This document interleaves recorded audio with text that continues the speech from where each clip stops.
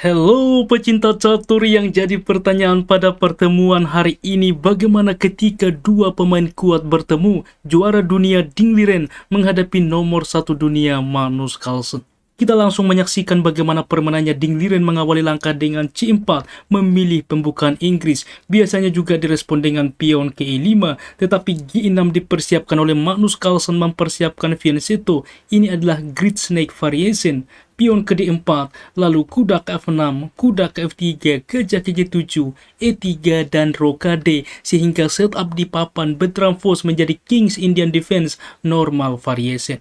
Gajah ke E2 mempersiapkan juga rokade ke depan, pion ke B6 mempersiapkan fianchetto sehingga terlihat double fianchetto, rokade, gajah ke B7, dan menteri ke C2 saat ini. Pion ke E6 berlanjut, lalu pion ke B4, dan A5 menawarkan pion, serta B5 menutup posisi dengan langkah selanjutnya pion ke A4. Magnus Carlsen melanjutkan dengan D6 mengontrol petak sentral, lalu kuda ke C3 dan kuda ke D7.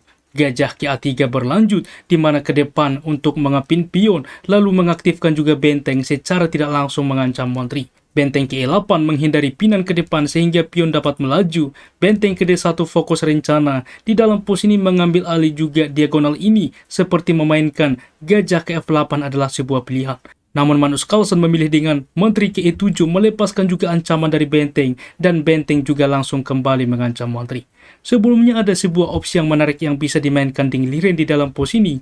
Kuda ke E5 teman-teman, memanfaatkan bahwa pion ini sedang dipin, di mana ke depan dapat outpost ke petak C6, juga membuka gajah saat ini menawarkan ke depan. Dan kuda ketika menempati petak C6 sangat berbahaya. Sebagai contoh, kuda memukul kuda, maka pion menerima mengancam juga kuda, 3 kali mengancam pion. Kuda ke D7, maka pion memukul pion, pertukaran gajah menerima, menteri ke D8, kuda saat ini aktif teman-teman, mengancam juga pion ke depan, membuka juga file benteng saat ini. Di sini pun bahwa keunggulan dimiliki oleh putih.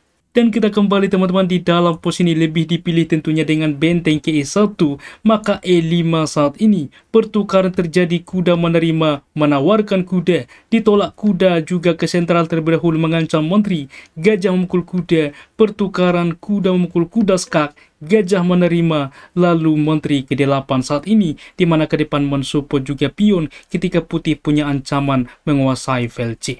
Maka langkah inisiatif dilanjutkan Ding Liren dengan H4 saat ini, dengan ide selain mendorong ke depan, pion dapat melaju, menempatkan raja di G2, membawa benteng di H1. Inilah ide dari Ding Liren. Maka kuda ke D7, manuver ke depan untuk juga menutup akses menteri. H5 fokus rencana, kuda ke C5, dan G3 saat ini, di mana membawa raja mengaktifkan benteng.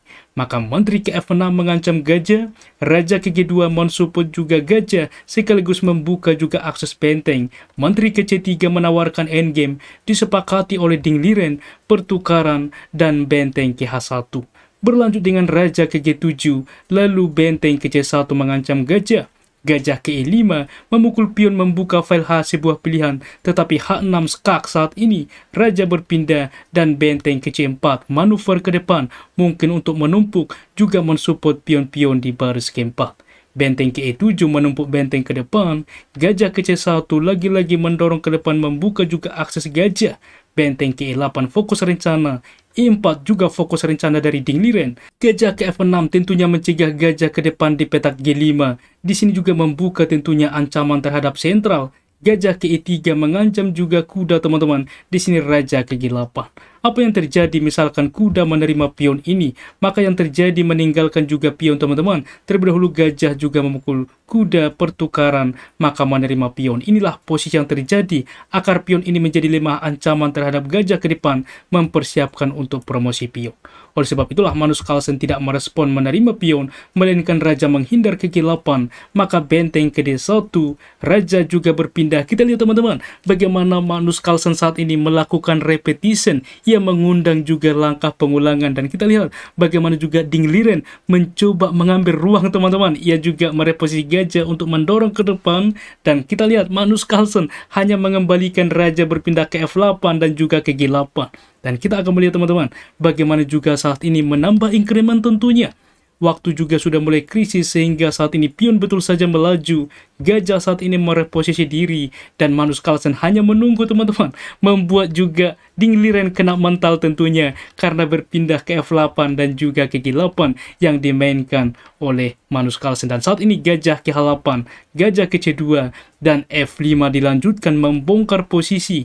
Gajah mengancam benteng. Percaya atau tidak teman-teman bahwa posisi dari Ding Liren saat ini sudah unggul, tetapi karena langkah bolak-balik yang dimainkan oleh Magnus, ia mungkin juga tertekan teman-teman, kena mental, di mana saat ini benteng ke-5 dan dilakukan juga saat ini langkah repetition pengulangan teman-teman, sehingga mereka sepakat draw.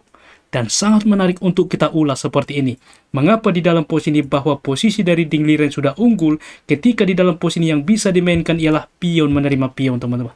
Ada dua opsi yang cukup logis. Yang pertama, bagaimana jika dilakukan skak? Maka raja berpindah, misalkan benteng ke H2 membawa juga benteng ke depan menguasai baris kedua. Pion menerima pion sangat kuat, misalkan benteng ke E2, pion menerima pion tempo skak. Raja ke F7, langkah kunci benteng melakukan skak, raja ke E8, dan gajah saat ini melakukan skak, raja ke D7, dan gajah melakukan skak untuk juga gajah ke H3, mencegah semuanya rencana dari hitam. Apabila diterima benteng akan tumbang, maka dilakukan skak misalkan raja ke G1, dan kita lihat tidak ada lagi yang bisa dimainkan, dan putih unggul signifikan. Dan di dalam posisi bagaimana bang pilihan kedua selain melakukan skak yaitu dengan pion menerima pion, maka benteng saat ini juga untuk mencegah hitam ke depan melakukan skak. Benteng ke F8, gajah ke E3 bisa dimainkan mensupport pion melaju. Misalkan benteng ke E7, maka G4 pertukaran terjadi. Di sini memang pion dipin tetapi benteng menerima tempo skak. Raja ke F7, maka gajah ke G5 mengancam benteng. Apa yang wajib dimainkan apabila mundur teman-teman? Masalahnya gajah menerima pion, kita lihat semuanya dikuasai saat ini oleh putih. Apabila saat ini berpindah juga ke petak F6 di mana gajah menutup, maka di sini dapat gajah mukul gajah, pertukaran benteng melakukan skak. Kita lihat bahwa benteng akan tumbang, keunggulan signifikan pun dimiliki oleh Ding Liren. Akan tetapi teman-teman, setelah juga langkah bolak-balik yang dimainkan oleh Magnus Carlsen seperti raja ke G8, gajah ke F8 ini, setelah juga di dalam posisi mengancam benteng-benteng berpindah ke E5 dan juga diancam kembali, disepakati repetition oleh Ding Liren pada posisi unggul teman-teman, dan mereka pun sepakat draw setelah 3 kali pengulangan pada langkah ke-48. Sangat-sangat menarik tentunya teman-teman bagaimana duel yang terjadi dengan akurasi sebagai berikut. Ulasan permainan dari komputer menunjukkan bahwa tingkat akurasi dari Grandmaster Ding Liren 92,3% dan Magnus Carlsen 92,1% merupakan akurasi yang sebanding, yang artinya permainan begitu sebanding. Dan lagi-lagi saat ini kita akan memberikan solusi pada teka-teki catur asah otak sebelumnya yang pernah kita berikan. Putih melangkah dan memenangkan permainan walaupun hitam punya threat teman-teman, mengancam juga pion G2. Dan benar, selamat bagi yang menemukan, kuda tentunya melakukan skak di petak F6. Apapun opsinya akan skakmat teman-teman. Yang pertama, menteri menerima juga kuda, maka menteri ke B8 skak, menteri menutup, menteri memukul menteri, skakmat di baris ke-8. Oke, bagaimana jika saat ini misalkan juga raja berpindah ke F8, maka menteri melakukan tetap skak, menteri menutup, maka menteri memukul menteri juga skakmat. Bagaimana juga berpindah saat ini ke petak H8 misalkan, masalahnya menteri tetap melakukan skak, menteri menutup, menteri memukul menteri adalah skakmat. Inilah solusinya teman-teman, bagaimana langkah brilian kuda ini adalah langkah yang mematikan, di mana pion saat ini sedang dipin dan apapun respon yang dimainkan oleh hitam adalah skakmat yang terjadi teman-teman. Dan selamat juga menjawab teka-teki catur pada video-video sebelumnya untuk kita ulas di video berikutnya. Keep sharing and keep loving. Bye-bye.